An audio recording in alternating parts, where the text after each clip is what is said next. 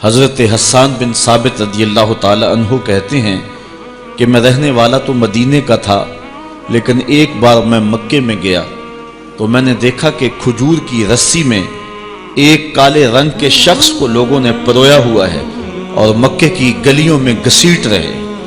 تو میں نے پوچھا کہ یہ شخص کون ہے؟ تو لوگوں نے کہا اس کا نام بلال ہے۔ تو میں نے کہا کس جرم کی سزا اسے دے رہے ہو؟ تو انہوں نے کہا کہ یہ ایک نئے دین میں داخل ہوا ہے اور ہم اس کو منحرف کرنا چاہتے ہیں۔ کہتے ہیں میں نے دیکھا کہ وہ جوں جوں گھسیٹتے اس کی زبان پر احد احد کی صدا تیز ہوتی چلی جا رہی تھی۔ زخم پہ زخم کھا کے جی، خون جگر کے گھونٹ پی، آہ نہ کر لبوں کو سی، یہ عشق ہے دل لگی نہیں۔ یہ چند لمحوں کے لیے دل بہلانے کی کہانی نہیں ہے کہ جس محبت میں سختی آئی تو راستہ بدل لیا۔ یہ ان راستوں کا ان لوگوں نے اہتمام کیا تھا اور ان راستوں کے مسافر بنے تھے کہ راستے میں پہاڑ بھی ہوں تو یہ چیر کے آگے گزر جائیں۔ بلال حبشی کو ان کا ظالم آقا مارتا ہے، کبھی ان کے ہاتھوں میں میخیں ٹھونکتا ہے، کبھی زبان پہ تپتے ہوئے کوئلے رکھتا ہے، کبھی رسی پاؤں میں ڈال کر کے اوباش لڑکوں کے ہاتھوں میں دیتا ہے کہ اس کو گھسیٹے، کبھی کچھ، لیکن بلال ہیں کہ آگے سے مسکرا رہے ہیں، آہد آہد کا نغمہ پکار رہے ہیں۔ کسی نے رک کے کہا بلال یہ عجیب تماشا ہے، وہ تمہیں مار رہے ہیں اور تم آگے سے آہد آہد پکار رہے ہو۔ تو حضرت بلال بولے تم جاؤ نا بازار میں مٹی کا پیالہ خریدنے کے لیے تو اس کو بھی ٹھونک ٹھونک کے دیکھتے ہو، اس کی آواز تو ٹھیک ہے، کہیں کچا تو نہیں ہے؟ کہا تم تو مٹی کا پیالہ بھی خریدو تو ٹھونک بجا کے دیکھو، یہ کہیں کچا تو نہیں ہے، اس کی آواز تو ٹھیک ہے۔ کہا میرا مالک بلال کو خرید رہا ہے، دیکھ رہا ہے بلال کچا تو نہیں ہے، اس کی آواز تو ٹھیک ہے۔ میں کہتا ہوں مالک خرید لے بلال کو، کھال ادھر بھی جائے گی، حق حق کی صدا ختم نہیں ہوگی۔ محبت کی یہ البیلی اور انوکھی داستانیں اہل ایمان رقم کی ہیں۔ اگر اس عنوان سے بات کی جائے تو یہ تاریخ کا ایک ایسا باب ہے۔ حضرت سمیہ رضی اللہ تعالی عنہ اسلام کی پہلی شہیدہ، جن کو مکے کے چوک میں ابو جہل نے جو ہے وہ نیزہ مار کر کے شہید کیا۔ راہ خدا میں بہنے والا یہ خون تاریخ اسلام نے محفوظ کر لیا، ایک عورت کا خون تھا۔ اور پھر حضرت عمار ابن یاسر کے والد حضرت یاسر کو بھی شہید کیا گیا، دونوں ماں باپ شہید ہو گئے اور بیٹا پھر بھی ڈٹا ہوا ہے۔ کافروں نے حضرت عمار ابن یاسر کو پکڑ کے تپتی ہوئی آگ میں ڈال دیا اور انہوں نے رخ کیا حضور کے کاشانہ انور کی طرف اور آنکھوں میں آنسو امڑ آئے تو کافر سمجھے شاید جلتی ہوئی آگ کے شعلوں سے اور بھڑکتے ہوئے کوئلوں سے ڈر گیا ہے۔ کہا عمار گھبرا گئے ہو، تمہیں ان تپتے ہوئے کولوں سے باہر نکال لیا جائے؟ تو حضرت عمار مسکرا کے کہنے لگے میں ان تپتے ہوئے کولوں سے نہیں ڈرا، میں تو راہیں تک رہا ہوں، جس محبوب کے لیے دکھ سہ رہا ہوں کبھی وہ جلوہ فراز بھی تو ہو جائے نا۔ اچھا ادھر غلام تڑپا، ادھر آقا تشریف لے آئے۔ حضرت عمار ابن یاسر کے سر پہ ہاتھ رکھ کے حضور نے کہا یا نارو کونی بردم و سلامن علی عمار ابن یاسر کما کنت علی ابراہیم، اے آگ جس طرح ابراہیم پہ ٹھنڈی ہوئی تھی آج میرے عمار ابن یاسر پہ بھی ٹھنڈی ہو جائے۔ تو محبتوں کی یہ داستانیں بڑی دل آویز ہیں۔ تو اللہ تعالیٰ جل شانہ نے جب اپنے محبوب علیہ السلام کے غلاموں کے ساتھ یہ ہونے والے ظلم اور اس جبر کی رقم ہوتی داستان کو دیکھا تو سورۃ الفجر تب نازل ہوئی تھی۔ ایک طرف اہل ایمان کو تسلی دی کہ اگر تمہیں دکھوں میں مبتلا کیا گیا ہے تو کوئی نہیں، تم سے قبل بھی جو لوگ اس راستے کے مسافر ہوئے ہیں ان کو بھی انہی راہوں سے گزرنا پڑا ہے اور وہ بھی عظیمت کی یہ داستان رقم کرتے ہوئے آئے ہیں۔ انہوں نے بھی جو ہے وہ سولیوں پہ اور فصیلے دار پہ اپنے سروں کا چراغاں انہوں نے بھی کیا ہے اور راہ حق میں ہر دکھ اور ہر تکلیف انہوں نے سہی ہے، حتیٰ کہ زنجیروں نے ان کی ہڈیوں تک جو ہے وہ نشان چھوڑے، لیکن پھر بھی وہ راہ حق سے منحرف نہیں ہوئے۔ ایک تو ان کو تسلی تھی اور دوسری طرف قریش کو یہ بتلانا مقصود تھا کہ تم سے قبل بھی بڑے سرکش، بڑے نمرود، حامان، شداد اور بڑے ظالم اور جابر ہوئے ہیں، لیکن آج تم دیکھو کہ ان کا نشان بھی باقی نہیں رہا۔ اگر نشان باقی رہا ہے تو حق کا نشان ہی باقی رہا ہے۔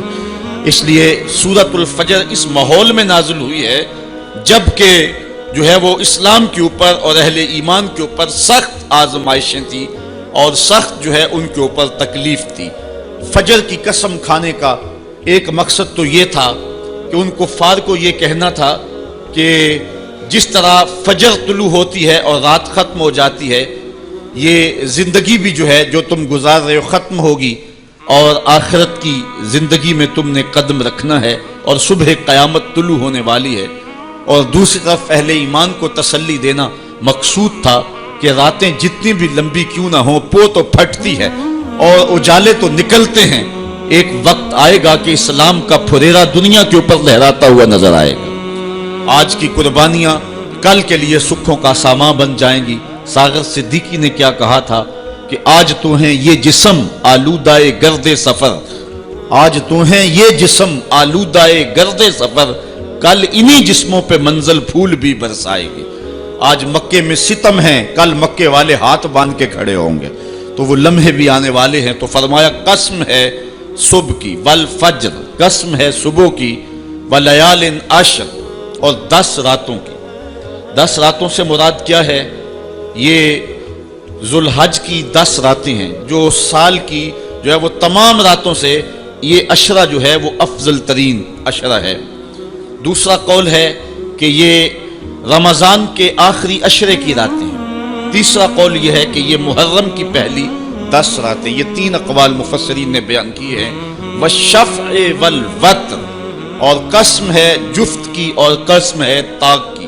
مفسرین نے اس پر تقریباً 36 اقوال پیش کیے ہیں، لیکن سب سے بہترین قول یہ ہے کہ جفت سے مراد مخلوق ہے اور طاق سے مراد رب تعالیٰ کی ذات ہے۔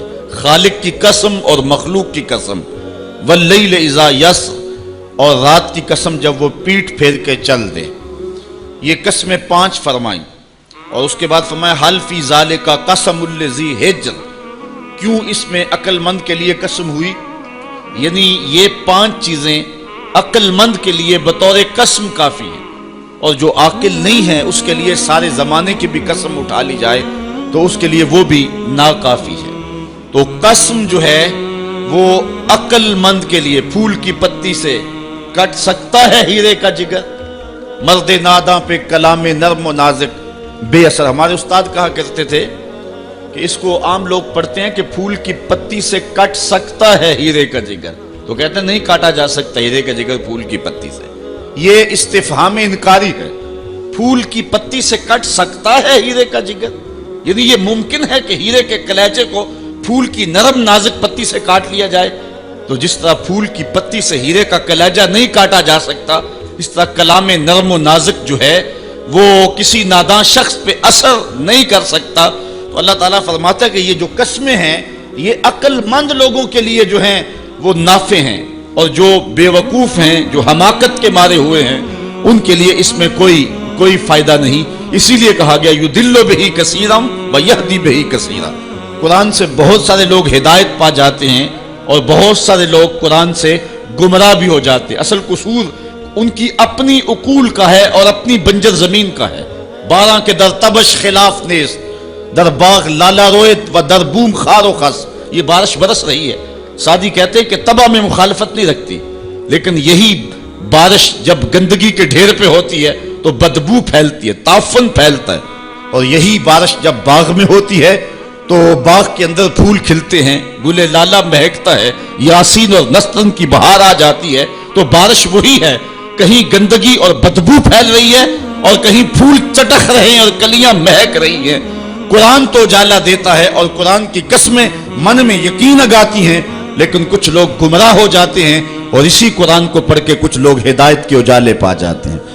تو کہا کہ یہ جو 5 قسمیں ہیں یہ عاقل لوگوں کے لیے اس میں ہی ہدایت ہے اور اس میں ہی ان کے لیے بہت کچھ ہے۔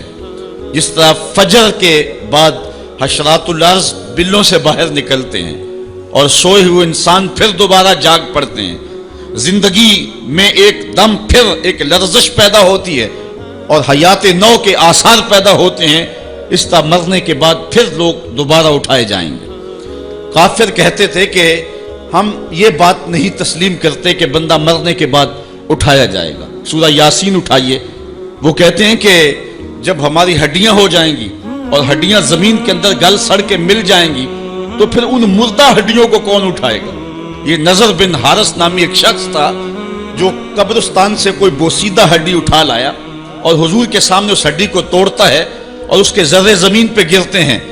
کہتا ہے کہ ان ہڈیوں کو اٹھایا جائے گا جبکہ یہ بالکل جو ہے وہ ریزہ ریزہ ہو گئی. اللہ تعالیٰ قرآن مجید میں فرمایا کہ یہ کہتے ہیں کہ ان ہڈیوں کو کون دوبارہ زندہ کرے گا؟ تو اللہ تعالیٰ نے قرآن مجید کے اندر جو جواب دیا وہ بڑا خوبصورت ہے. یہ کہتے ہیں ان مردہ ہڈیوں کو کون دوبارہ زندگی دے گا؟ تو اللہ تعالیٰ نے جواب دیا کہ جب یہ ہڈیاں بھی نہیں تھی، جس رب نے اس وقت ہڈیوں کو بھی پیدا کر لیا تو ان کو جوڑنا اس کے لیے کون سا مشکل ہے؟ اللہ وہی رب جس نے ان ہڈیوں کو تخلیق کیا، نئے سرے سے ان کو پیدا کیا، تو اب ان کو جوڑ کر کے انسان کی شکل میں کھڑا کرنا اس کے لیے کوئی مشکل نہیں. روزانہ ہم موت کی آغوش میں چلے جاتے نیند کی صورت میں، لیکن پھر اٹھ کے زندگی کے اندر وہی توانائی، وہی حرارت اور وہی تیزی اور وہی جو ہے وہ نشاط پن. یہ حشر پہ دلیل ہے. تو کہا یہ قسمیں ہیں عاقل کے لیے.